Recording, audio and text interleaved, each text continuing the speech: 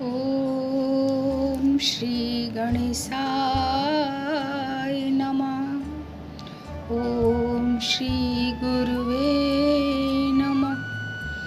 गुरुर्ब्रह्मा गुरुर्विष्णु गुरुर्देवो महेश्वरा गुरुर्साक्षात्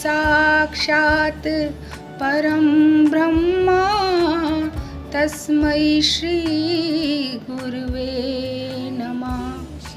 नारायणं नमस्कृतं नरं चैव नरोत्तमं देवीं सरस्वती व्यासो ततो जयमुदीरये।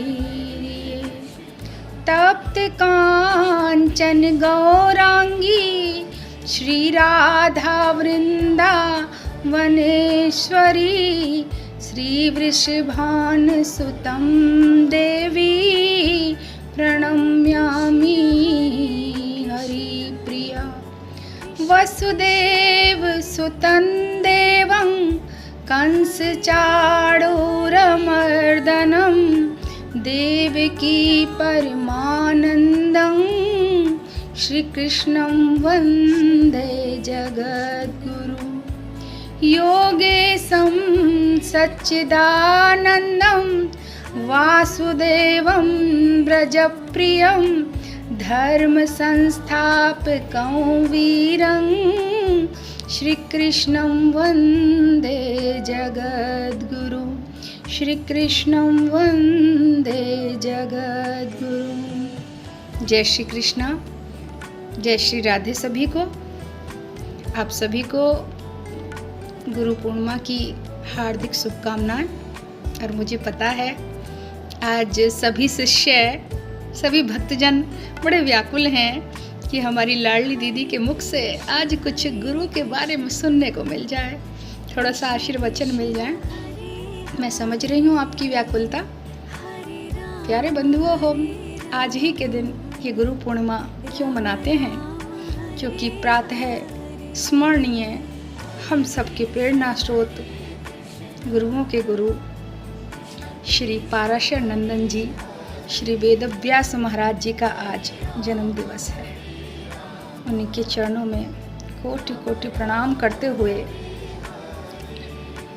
आज जो देखो गुरु के बारे में कहा गया है कि गुकारस्त्वंधकारस्तु हुरुकारस्तेज उच्यते अंधकार निरोधत्वात् गुरुरित्याभिधीयते। अर्थात गु का अर्थ यहाँ पर है अंधकार और रु का अर्थ है प्रकाश। जो अंधकार से प्रकाश की तरफ ले जाए वह गुरु है। गुरु किसी व्यक्ति का नाम मत समझ लेना, क्योंकि सारी जो समझ का फेर है, या कह लीजिए कि जो सारा भ्रम होता है उत्पन्न, वह गुरु को कोई व्यक्ति समझ लेने से होता है। कई बार तो ऐसा होता है कि गुरु में प्रीति समाहित हो जाती है, अच्छी बात है। गुरु की सेवा करना अच्छी बात है, गुरु से प्रीति करनी भी अच्छी बात है, क्योंकि बिना समर्पण के तो कुछ भी नहीं है। लेकिन गुरु ही, व्यक्ति विशेष को ही गुरु समझ लेना भूल है बंधुओं। गुरु तो उस परम तेज का नाम है, उस परम शक्ति का नाम है जो स्वयं साक्षात परमात्मा से उत्पन्न होकर आपके अंदर एक विद्युत, एक करंट का प्रवाह उत्पन्न कर रही है। जैसे पावर एक पंखे के अंदर पावर हाउस से आ रही है, लाइट कहीं और से आ रही है, मगर चलता हुआ पंखा दिखाई दे रहा है, वैसे ही गुरु है। गुरु के अंदर ये जो सर्व शक्तियां हैं, साक्षात परमात्मा की शक्तियां होती हैं। वो परमात्मा गुरु के माध्यम से आके अपने भक्तों का कल्याण करते हैं, उनको मार्ग प्रशस्त करते हैं, क्योंकि सबको परमात्मा सुलभ नहीं है, परमात्मा के दर्शन संभव नहीं है। इसीलिए गुरु को ही परमात्मा का स्वरूप बताया गया है। उस श्री कृष्ण के बारे में कहा गया है श्री कृष्णम वंदे जगत गुरु। क्यों भगवान श्री कृष्ण को जगत गुरु कहा गया? क्योंकि प्यारे बंधुओं, एक तरफ जहाँ श्री कृष्ण बंसी के बजैया हैं, माखन के चुरैया हैं, रास के रचैया हैं, वो ब्रज में अनेक लीलाएं करते हैं, वहीं ये श्री कृष्ण न जाने कितने राक्षसों का पल में संहार कर देते हैं। ये जब मैया की, आप उस लीला की तरफ ध्यान करिए, जब माता मृदा भक्षण के बाद श्री कृष्ण से कहती है कि श्री कृष्ण जरा अपने मुख का दर्शन कराओ, दिखा लाला तेने माटी खाई है। और भगवान जैसे ही मुख को भोला बन के मुख को दिखाते हैं तो मैया अनंत अनंत ब्रह्मांडों के दर्शन करके मूर्छा को प्राप्त हो जाती हैं। और श्री कृष्ण जब उन्हें चेतना में वापस लाते हैं तो मुझे सब भूल जाती है। यही माया है भगवान की, जो दिन रात कार्य करती रहती है। और श्री कृष्ण को जगत गुरु क्यों कहा गया? क्योंकि बंधुओं, जीवन उतरते चढ़ते न जाने कितने रंगों से बना है। नित्य नया परिवर्तन, यह जीवन का लक्ष्य है। परिवर्तन ही लक्ष्य है, मैं सच कह रही हूँ, क्योंकि अपने अंदर परिवर्तन लाना और उस परम शक्ति को प्राप्त हो जाना, यही तो जीवन का उद्देश्य है। और भगवान प्रतिपल पूरे जीवन चरित्र को यदि श्री कृष्ण के देखोगे तो परिवर्तन नजर आएगा, मगर फिर भी एक मूल आधार भगवान का है, और वह क्या है कि भगवान कभी अपने मूल तत्व को दूर नहीं होने देते। वह है श्री कृष्ण की सहजता, सरलता। श्री कृष्ण जब श्री राधा जी के चरणों को चापते हैं तो ऐसा लगता है कि ये महाप्रेमी हैं। जब गोपियों का माखन चुराते हैं, ब्रज में अनेक लीलाएं करते हैं, तो ऐसा लगता है इनका हृदय गोपियों और राधा के प्रेम से एक पल के लिए भी अलग होगा तो कृष्ण जी ना सकेंगे। लेकिन वही श्री कृष्ण जब विरह में तड़पती हुई गोपियों को छोड़ के जाते हैं और निर्मोही पलट के नहीं देखते। वही श्री कृष्ण जो नटखट बाल लीलाएं करते हैं, कंस चारूण मर्दनम, जब कंस का संहार करते हैं तो कोई यकीन नहीं कर सकता ये वही नटखट श्री कृष्ण है। वही श्री कृष्ण जब द्वारिका में 16,108 रानियों के साथ में ग्रस्त का पालन कर रहे हैं तो सदग्रस्त बन के शिक्षा दे रहे हैं कि इतनी सारी पत्नियों के होते हुए भी, इतनी सारी संतति के होते हुए भी श्री कृष्ण का जो मन है वो पूर्ण योगेश्वर का है। क्योंकि बंधुओं देखिए, योग क्या है? भगवत गीता में भगवान ने जो भी कुछ कहा है उसको एक योग का नाम दिया गया है। कर्म योग, भक्ति योग, आप जान रहे हो, सब कुछ योग के माध्यम से भगवान समझा रहे हैं। क्योंकि योग का माध्यम है, योग का जो अर्थ है वह है प्लस, अर्थात जोड़। योग कहते हैं जोड़ को। आप गणित के सवाल करते हो ना, गुणा भाग जोड़ घटाना, तो उसमें जो जोड़ है, जोड़ का जो हिंदी में आप ये समझ लीजिए, किसी चीज़ को इंग्लिश में प्लस कह दीजिए, जोड़ना कह दीजिए या योग कह दीजिए, कि किससे किसका योग है। यह है बंधुओं स्वयं की आत्मा से परमात्मा का योग है। स्वयं हमारे अंदर ही साक्षात भगवान का वास है और भगवान सदा हमारे अंदर ही विराजते हैं। भगवान कहीं और नहीं है और गुरु भी माध्यम है केवल उस परम शक्ति को प्राप्त करने का। बंधुओं, एक तरफ श्री कृष्ण जहां अर्जुन से कहते हैं कि हे अर्जुन तू कर्म कर, दूसरी तरफ ये भी कहते हैं ये तू सर्वाणि कर्माणि मयि सन्न्यस्य मत्पराः अनन्य नैव योगेन मां ध्यायन्त उपासते। यदि तू सब कर्मों को मेरे हवाले कर दे, मुझे समर्पित कर दे, तो फिर किसी अन्य योग की आवश्यकता नहीं है। क्योंकि ऐसे व्यक्तियों को तेषामहं समुद्धर्ता मृत्यु संसार सागरात भवामि न चिरात पार्थ मैया आवेशित चेतसाम। मैं सहज में ही पार करा देता हूँ। इतना ही नहीं, अच्छा आगे देखो तो भगवान सारी बात कहने के बाद में एक बात कह देते हैं, कहते हैं तू सब कुछ कर, लेकिन मूल भावना क्या है कि तू सब कुछ करने के बाद ये सब कुछ मुझे समर्पित कर दे। और ऐसे भगत के लिए भगवान पहले ही कह चुके हैं, क्या कह चुके हैं कि अनन्याश्चितयन्तो मां ये जना पर्युपासते तेषां नित्याभियुक्तानां योगक्षेम वाम्यहम्। ऐसे भक्तों को तो योगक्षेम में स्वयं ही प्रदान कर देता हूँ, उन्होंने और कहीं जाने की आवश्यकता नहीं।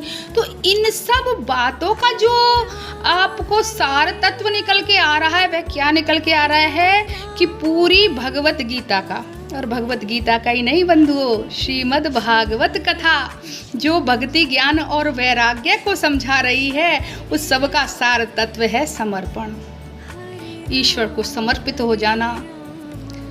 और समर्पण क्या है बंधुओं? बिना प्रेम के समर्पण समझा नहीं जा सकता। ये समर्पण है विश्वास, ये समर्पण है श्रद्धा, ये समर्पण है भक्ति। और यही समर्पण जब पराकाष्ठा में पहुंचता है, यही भक्ति ज्ञान का रूप ले लेती है। क्योंकि कहने को अलग लगते हैं ज्ञान और भक्ति, मगर सच मानिए कि भक्ति अपनी पराकाष्ठा में पहुंच के ज्ञान को स्वयं प्राप्त हो जाती है, और ज्ञान एक दिन स्वयं ही वैराग्य का रूप ले लेता है। कैसे ले लेता है? जहाँ गोपियाँ थीं प्रेम से शुरुआत करती हैं, श्री कृष्ण को सदा सदा अपने ध्यान में रख के हर कार्य करती हैं, वही एक दिन जब श्री कृष्ण चले गए तो आज उनको ये आभास हो चुका, ये ज्ञान हो चुका कि भगवान हमसे दूर नहीं है, भगवान हमारे ही अंदर विराजित हैं। क्यों? क्योंकि भगवान आत्मस्वरूप हैं और हमारा भी वास्तविक स्वरूप क्या है? आत्मा है। यह शरीर तो केवल एक वस्त्र के समान है, और आत्मा जो कभी समाप्ति नहीं हो सकती, जो कभी मिट ही नहीं सकती, वह अनंत से एक दिन मिलकर ही रहेगी। और उस अनंत को पा लेना ही, उस अनंत का ध्यान कर लेना ही योग है। वो बंधुओं, वही वैराग्य में नित नित मिलन होता है। कैसी अद्भुत बात है, एक तरफ वैराग्य है, दूरी है हजारों हजारों मील की दूरी, और उसी वैराग्य में नित नित महामिलन है। क्योंकि अब गोपियाँ, देखिए आप तो सब जानते ही हो, गोपियाँ पिछले जन्म के साधु संत हैं, और ये साधु संत आज हृदय में मिल रहे हैं, हृदय से हृदय का मिलन है। तो जो पूरी भगवत गीता श्री कृष्ण अर्जुन को सुनाते हैं, उसका प्रेरणा स्रोत क्या है? उसका प्रेरणा स्रोत कुछ और नहीं है बंधुओं, यही गोपियों का प्रेम है। क्योंकि क्या कहते हैं कृष्ण? तो कर्म कर, और गोपी क्या कर रही है? गोपी कर्म ही तो कर रही है।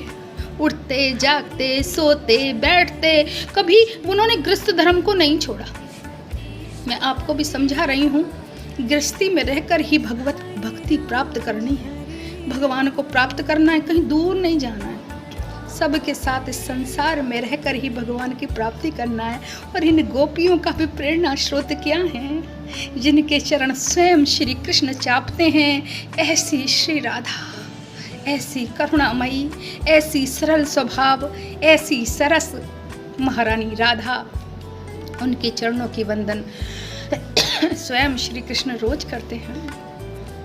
श्री कृष्ण जिन चरणों का ध्यान करते हैं अपने मन में, वह परमेश्वरी, वह जगदम्बा स्वयं श्री राधा हैं। और राधा प्रेम की अगाध सागर हैं, महासागर हैं, करुणा की देवी हैं। सुबंधुओं, आज गुरु पूर्णिमा पर सब भक्तों को बड़ी व्याकुलता है कि गुरुजी कुछ ऐसा एक शब्द, ऐसा कुछ संदेश हमें दे दो जो साल भर तक प्रेरणा स्रोत बने। कई गुरु तो, कई शिष्य तो फ़ोन कर करके कह चुके हैं कि कुछ हमें बता दो। तो बंधुओं, आपके लिए आज सबसे बड़ा दान मैं आपसे मांग रही हूँ। किसी पैसे का दान नहीं, किसी धन का नहीं, किसी चीज़ का नहीं। आज मैं आपसे क्षमा दान मांग रही हूँ। आपके अब तक जितने भी संबंधी आपसे मिले हैं, और जो कुछ आपके जीवन में घटित हुआ है, जहाँ भी हल्की सी ऐसी कुछ भाव है कि लगता है यहाँ कुछ हल्का सा मन दुखा है, उन सबको क्षमा कर दो और अपने आप को क्षमा कर दो उन कर्मों के लिए जहाँ आपको नकारात्मकता महसूस हुई हो। क्योंकि बंधु यकीन मानिए, ये सकारात्मकता और नकारात्मक ये दो शक्तियाँ सदा हमारे अंदर प्रकट होकर हमसे अच्छे और बुरे कार्य करवाती रहती हैं। इस सकारात्मकता को जागृत करते हुए और इसे जागृत करने के लिए जीवन में कुछ नियमों का समावेश करना बहुत आवश्यक है। क्योंकि उस अनंत से मिलने का जो सर्वोत्तम माध्यम है वह है अपने अंदर सद्गुण सद्विचारों का समावेश। जिस दिन सद्गुण और समावेश जितने जितने आपके अंदर बढ़ते जाएंगे, उतना आप महसूस करेंगे कि आपके अंदर ईश्वर का प्राकट्य हो रहा है। स्वयं श्री राधा आपके हृदय में ही विराजित है, वो कहीं और नहीं है। और ये जो मन में प्रेम उठ रहा है ना, भक्ति उठ रही है, गुरु के लिए भाव जागृत हो रहे हैं, क्योंकि श्री कृष्ण और राधा आपके हृदय में विराजित हो रही हैं। और जो जो सद्गुणों को लाते जाओगे, जितने सरल होते जाओगे, क्योंकि हमारी किशोरी जी का स्वभाव बड़ा सरल है, सहज है, वे क्षमा की देवी हैं, वह प्रेम की देवी हैं। बंधुओं, उतना ही आपको महसूस होगा कि आपके अंदर स्वयं भगवान के गुणों का प्राकट्य हो रहा है। आप स्वयं ही ईश्वर हैं और नाम की महिमा तो अपार है। नाम को कभी छोड़ना मत, नाम सदा उच्चारते रहो, दिन रात श्री राधा उठते बैठते। और जो गुरु मंत्र आपको मिला है उससे साधना करते रहो, उससे पूजा करते रहो और रात दिन बड़े प्रसन्न खिले हुए भाव से। क्योंकि देखिए, एक सुखद हृदय ही दूसरों को प्रसन्नता दे सकता है। जिसके अंदर स्वयं शांति नहीं है, जिसके अंदर स्वयं प्रसन्नता नहीं है, वह दूसरों को भी कभी प्रसन्नता नहीं दे सकता। और भगवान आनंद स्वरूप हैं, भगवान दुख में नहीं। भगवान जब प्रकट होते हैं आनंद स्वरूप में प्रकट होते हैं। भगवान के प्राकट्य का ही मतलब है कि हृदय में आनंद छा जाना। तो बंधुओं, याद रखना, मन में किसी के लिए कोई भी कटु भाव हो, इसी समय क्षमा कर दो चरणों में। अच्छा, गुरु जी को कुछ ना कुछ तो दिया जाता है ना, दक्षिणा। तो चलो आज अपनी जितनी भी दुर्भावना, कटु भावना, जितने भी मन में ग्रंथियां हैं, वो सब खोल के आज अपने गुरु जी के चरणों में रख दो। आपको बड़ा चाव था ना, गुरु जी आपकी दक्षिणा चढ़ावा नहीं पहुंच पा रहे, तो हमने रख दिया है। भैया, मेरा असली चढ़ावा, मेरी असली दक्षिणा तुम्हारा प्रेम है। मैं तुम्हारे प्रेम की भूखी हूँ। क्योंकि हरि व्यापक सर्वत्र समाना और प्रेम ते प्रकट होई में जाना। ये प्रेम ही आपके गुरु के अंदर भगवान प्रकट कर देगा और ये प्रेम ही आपके अंदर भगवान प्रकट कर देगा। और जब भगवान आएंगे ना, तो सारी समस्याओं का समाधान अपने आप हो जाएगा। कैसी चिंता करते हो, किसके बारे में व्याकुल हो? अरे तुम्हारे हाथ में क्या था? न जीवन तुम्हारे हाथ में है, न मृत्यु तुम्हारे हाथ में है। तो बीच का ये जीवन, ये जिंदगी जीना भी तुम्हारे हाथ में कैसे हो सकता है? इसे भी श्री राधा रानी के हवाले कर दो और एक ही आधार बना लो, हमारी महारानी श्री राधिका रानी। श्री राधा रानी के चरणों में समर्पित हो जाओ।